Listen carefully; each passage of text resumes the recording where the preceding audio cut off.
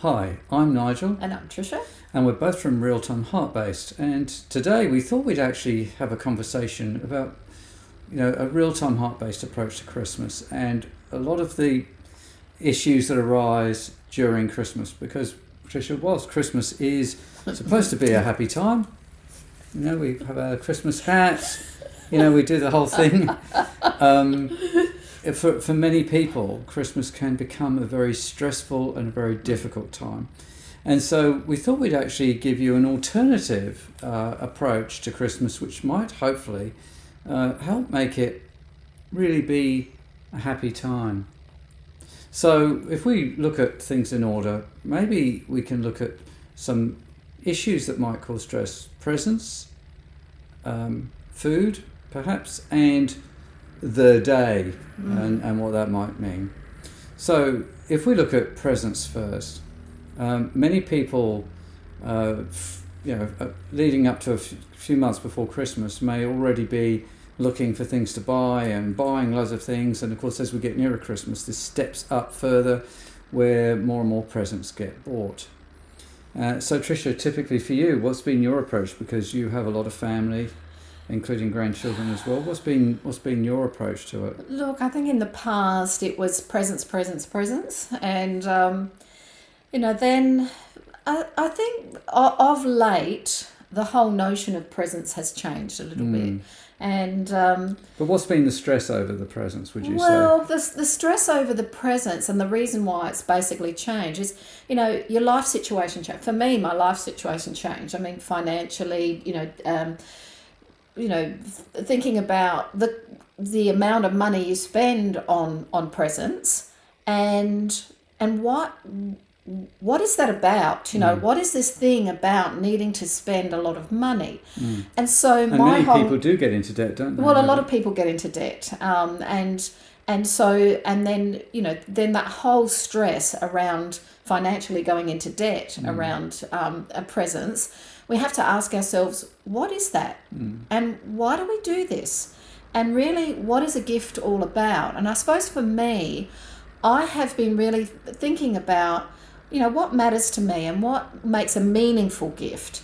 And so this has given me the opportunity to really connect more with my grandchildren, my family members, the people who I intend to buy a gift, and really notice what's important for them and what do they love, and what could make a special gift. And quite often it's not about spending the same amount of money on this or this one or that one. It's more around what would make their faces light up. And so often I've recognized it's the smallest of things. It's just the thoughtfulness, and that is what touches their hearts. So you've talked about something that really suits that person, the person that and something that might mean something to them, rather than necessarily feeling you've got to go and spend a lot of money and just buy something to get it done. So that's one part. The other part I would share is that often with my family, and it may be the same for you, I've gone through a year, and during the year something's come up where one of my family members really needs something. And I thought, well, I could buy it for them now. Why do I wait till Christmas, till December, to buy something that they could get a lot of use out of now and a lot of value out of now? So in my case, what I've often done is said, well, if you need it now, I'll buy it for you now. And, you may mean that, at Christmas at least, you might get something small, but this is what I want you to have, and I want you to have it now because this is when it's the most use to you. It matters. It matters then. Yeah. So some years at Christmas, it means that what I've ended up getting somebody is a card, and I've written something in the card. So this is the other part of it. I generally don't give someone a card unless I want to write something to them personally in it, or unless the card completely depicts everything I'd want to say. I don't generally give everyone a card. I worked at a company with hundreds of people where people would literally buy a box of cards and walk around and chuck it, and it just said from whoever. Yeah. And then they would sit back and hope that all those people then gave them a card and then they'd hang them up to say, this is how popular I am, I've got 100 cards or 200 cards. And I don't do that. So for me, I don't give to receive. I give because the receiving for me is just the joy that someone might get from a thought I've had about them. And so then there's no disappointment if that person does nothing in relation to me. I'm not, I did all this and they didn't. I think that's a really important thing, to be happy with what you give and what you bring, just for the sake of that. You recognise that is what you want to do, that is how you want to do it, and there's no expectation of anything back in return. There's no, you mentioned about this give to receive. It's not whether you get a gift back or not, or whatever that is. It's rather just giving because that is what you feel is the thing you want to do. And bear in mind also, Tricia, that we both know that sometimes when we have hit the mark, bought somebody something that matters to them, means something to them, they will often actually, ripple out with what that feels like for them. They'll know what that feels like and they'll go, And so for me, if the people I give some thought to provide something thoughtful for another person, I'm happy. It doesn't have to come back to me. It can ripple out. That's that whole concept of the ripple, isn't it? Like and with heart-based, it is about not necessarily getting in receiving and expecting that receiving, but your actions provide that beautiful ripple for other people feeling that and then generating that themselves. So if I sit at the end of Christmas and I've received no presents, but I feel good about all the things I've done, I'm really genuinely happy because I'm fortunate. There aren't really many things really I need. So I'd rather other people got things because I've been in that situation too. So I think that's another way to look at it. So there you are, Christmas presents. Some ideas: buy things when people need them. Don't use the amount of money you're spending. Maybe consider just knowing that person as something that might mean something to them. And this idea of not giving to receive, the idea that you give because you want to give, and they may forward on that feeling to somebody else. So that's another important part. And that then just really rolls over into the whether it's Christmas or any special day, it rolls into that concept of coming together because you want to share that experience together. Yes. And really bringing back the concept of, it's not the duty, we have to go to this one's place, or it's not about the duty of it, or this is what's expected, or this is what we should do.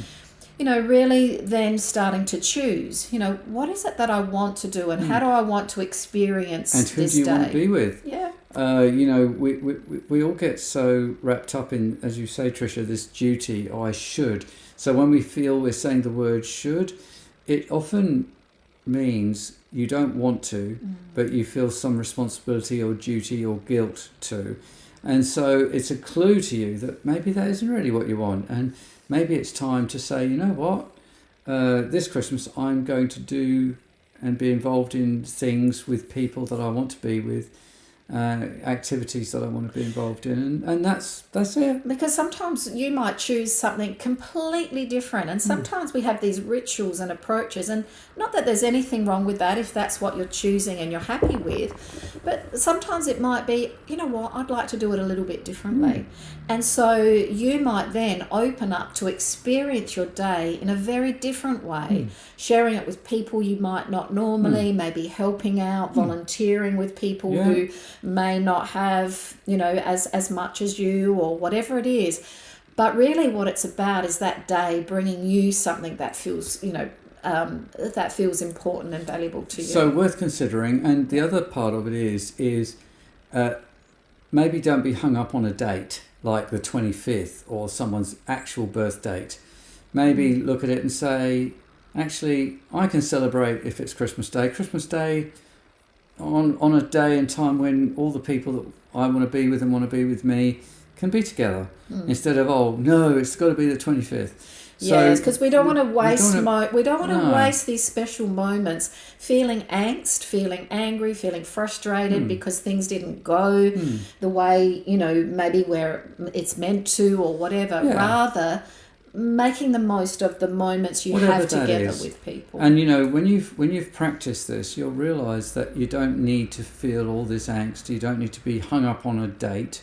You can just consider how to celebrate Christmas at a time that it works well and in a relaxed, loving way for everybody. So the last part is food, which I thought we'd cover as well, because often somebody takes on the martyr role of, I'm doing all the food this year, and they're buying loads of food and preparing food for days and days and days, and it's a real stress. And by the time they get to that day, whatever day that is, that everybody's converging onto this one place, they're exhausted, they're stressed, they're not enjoying anything, they can't wait for it to be over. And so there are other ways this can be done, and one way is to avoid the martyr is if you've got people coming, instead of saying, no, I'll do everything, is to actually say, okay, well, I'll do this if you can do that and you can do that. So I know, for example, Tricia, you prepare prawns and potato salad, and then other members of your family will do other parts of that. So when you get there, you've done two things, and they took a little bit of time, and you feel great just contributing.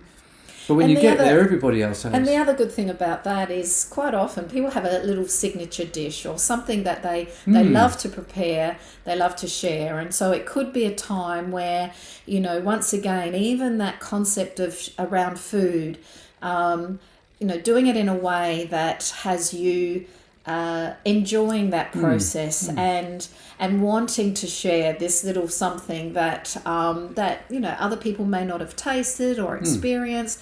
So it's a way of bringing the joy back into these days. Yes. The small important and meaningful things, so that the conversations can be around, whoa, what's this recipe? How did you prepare this? Because sometimes we can get caught up in, the things that may not be helping us to feel that great. So this might be a way of some alternatives that we can start to have different conversations around presents, around gifts, around how you the timing, the timing and the foods, and so we can start to have different conversations. And this may lead to a much more fulfilling and really joyful, relaxed approach to a Christmas that means something to you. Bear in mind, it is not selfish to choose what type of Christmas means something to you at all. And so this way, hopefully, this can bring you joy and the people around you joy. So Merry Christmas for whenever your Christmas is from Real Time Heart Based.